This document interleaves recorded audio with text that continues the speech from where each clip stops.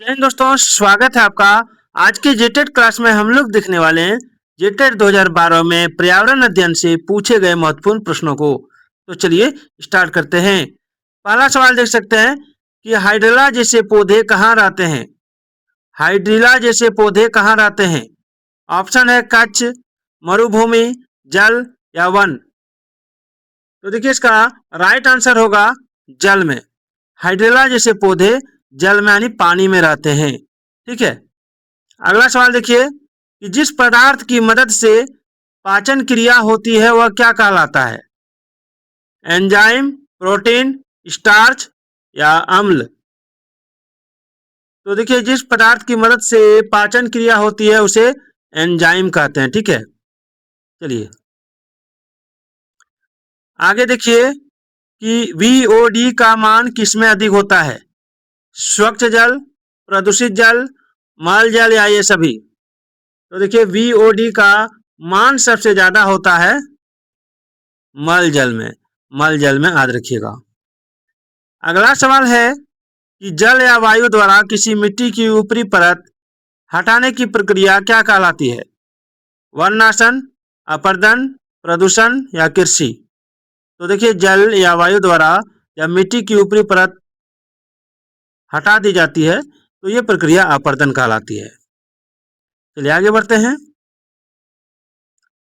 95 number, एक जगह छोटा करेंगे इसको तब दिखेगा उन्हें। हाँ, 95 नंबर सवाल है कि पृथ्वी का 70% भाग जल है, परंतु स्वच्छ जल का प्रतिशत लगभग कितना है।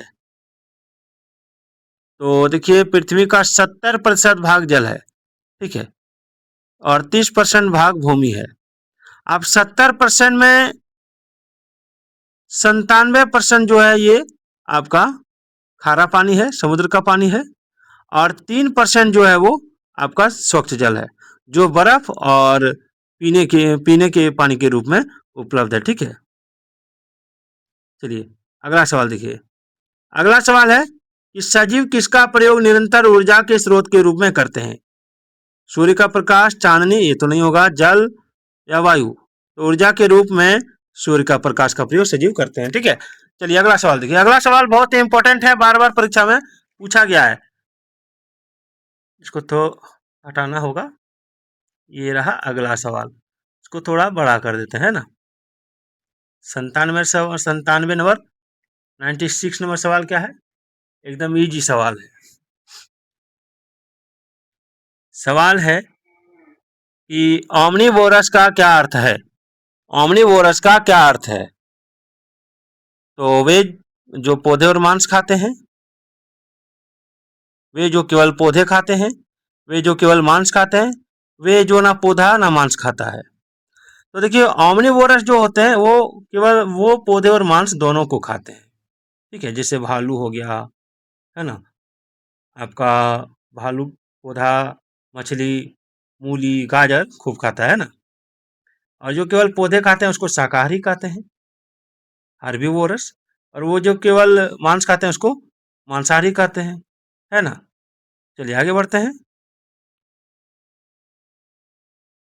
थोड़ा इसको छोटा कर दूंगा तब पूरा क्लियर आएगा। हाँ, चलिए 98 नंबर सवाल देखिए कि वे प्राणी जो दूसरे प्राणियों के भीतर रहते हैं और उनके शरीर से भोजन प्राप्त करते हैं क्या कहलाते हैं।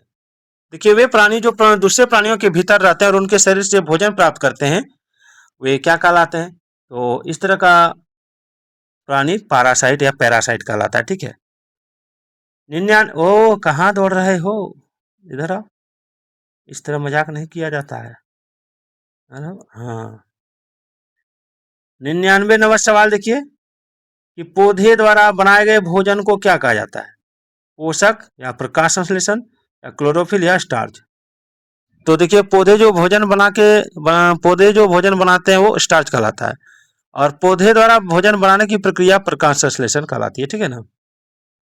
चलिए सवाल नंबर 100, भूमि और जल दोनों में रहने वाले प्राणी कहलाते हैं क्या कहलाते हैं। देखिए भूमि और जल दोनों में रहने वाले प्राणी उभयचर कहलाते हैं। देखिए सीटेट में पूछा गया सवाल था।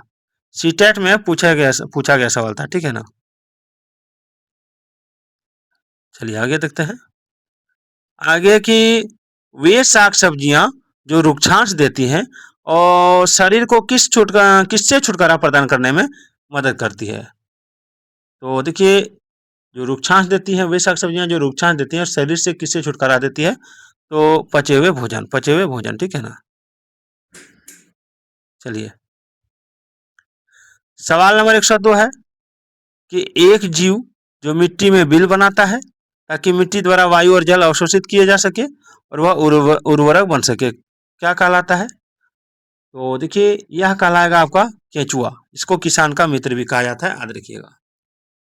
चलिए, अगला है कि एक स्थान के वायु, ठीक है, एक स्थान के वायु, नमी और तापक्रम जैसे अजैव कारक किसका निर्धारण करते हैं? तो देखिए, ये निर्धारण करते हैं आपका ऑप्शन बी, मौसम का, है ना। चलिए, सवाल नंबर 104 है कि प्रमुख ऊर्जा उत्पादन करने वाले खाद्य कौन से हैं? जैविक खाद्य, अजैव खाद्य, कार्बोहाइड्रेट और वसा, या खनिज? तो देखिए, इसका राइट आंसर होगा ऑप्शन सी, कार्बोहाइड्रेट और वसा। अगला है कि प्रत्येक पारिस्थितिक तंत्र में सभी प्रजातियां किससे जुड़ी होती हैं? खाद्य श्रृंखला, प्राणी, पौधे, या खाद्य जाल? तो देखिए, इसको कहते हैं ऑप्शन डी, खाद्य जाल। चलिए, अगला सवाल देखिए। अगला सवाल है कि जल को कैसे बचाया जाए, किस संबंध में शिक्षा के लिए निम्नलिखित में से किसका एक शिक्षण साधन के रूप में प्रयोग किया जा सकता है? कंपास का, फर्स्ट एड बॉक्स का, कार्यकलाप शीट का, या पालतू पशु का? तो देखिए, इसका आंसर हो जाएगा कार्यकलाप शीट का। चलिए, आगे बढ़ते हैं। सवाल नंबर 107 कि निरंतर और व्यापक मूल्यांकन के अंतर्गत शैक्षिक और सहशैक्षिक संगठक शामिल हैं। तो निम्नलिखित में से कौन एक सहशैक्षिक संगठक है जिसे विद्यालय द्वारा मूल्यांकन करने की आवश्यकता है? आइए देखते हैं। थोड़ा बड़ा कर देता हूं। हाँ, तो देखिए, इसको कहते हैं आपका सवाल नंबर ए, कला शिक्षा। सवाल नंबर ए नहीं होगा, सवाल नंबर ऑप्शन नंबर डी हो जाएगा, सामाजिक दक्षता। कला शिक्षा अलग चीज हो गया, ठीक है, सामाजिक दक्षता, सॉरी। चलिए, सवाल नंबर 108 कि पर्यावरण शिक्षा का मुख्य जो लक्ष्य होना चाहिए, उन्हें डैश के लिए समर्थ बनाना। पर्यावरण शिक्षा का मुख्य लक्ष्य क्या होना चाहिए? तो कि उन्हें डैश के लिए समर्थ बनाना। तो इसका जो आंसर हो जाएगा वो हो जाएगा आपका पर्यावरण से संबंधित समस्याओं और चिंताओं का विश्लेषण, मूल्यांकन और निष्कर्ष निकालना, ठीक है ना। देखिए, थोड़ा छोटा कर देता हूं उसको। सवाल नंबर 109 है कि पर्यावरण शिक्षा महत्वपूर्ण है क्योंकि यह पृथ्वी के भविष्य के परिरक्षकों को डैश के साथ सज्जित करता है। तो देखिए, इसका राइट आंसर क्या होगा? ऑप्शन सी, संपूर्ण पर्यावरण का अपेक्षित ज्ञान, इसकी समस्याएं और सकारात्मक और सततशील तरीके द्वारा इन्हें समाधान करने का कौशल, ठीक है। चलिए, 110 नंबर देखिए कि निम्नलिखित में से किस एक के अतिरिक्त सभी पर्यावरण के अध्ययन के महत्व हैं? तो देखिए, इसका राइट आंसर होगा ऑप्शन ए, भाषा को समझना, ठीक है, इसके अतिरिक्त। 111 नंबर सवाल देखिए। 111 नंबर सवाल है कि पर्यावरण अध्ययन की प्रकृति जो विभिन्न कारकों पर अन्योन्याश्रित होती हैं, वो कौन सा है? तो देखिए, वो है मनुष्य और प्रकृति का संबंध है, ठीक है। तो निम्नलिखित में से कौन पोषक तत्वों का एक भाग नहीं है?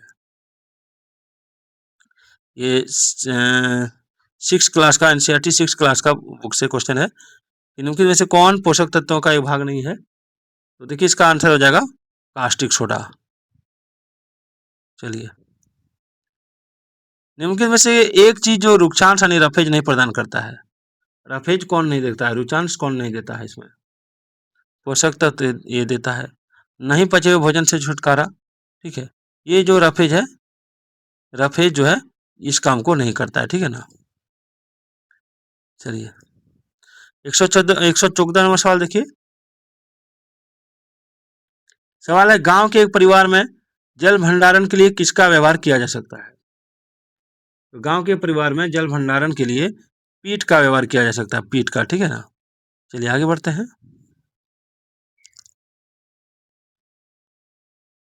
सवाल नंबर 115 है कि किसमें स्वच्छ जल नहीं होता है? वर्षा, हेमशैल, कुआं या समुद्र। तो देखिए स्वच्छ जल आपका समुद्र में नहीं होता है, ठीक है ना। एक गांव में पेयजल का संभव स्रोत क्या हो सकता है? एक गांव में पेयजल का संभव स्रोत क्या हो सकता है? ऑप्शन है समुद्र, ये तो होगा नहीं, ठीक है। अब है बांध, समुद्र ताल नहीं होगा, कुआं। बांध और कुआं में क्या हो सकता है? सबसे पहले क्या होता था? तो सबसे पहले बांध और कुआं में संभव स्रोत कुआं हो सकता है, ठीक है ना।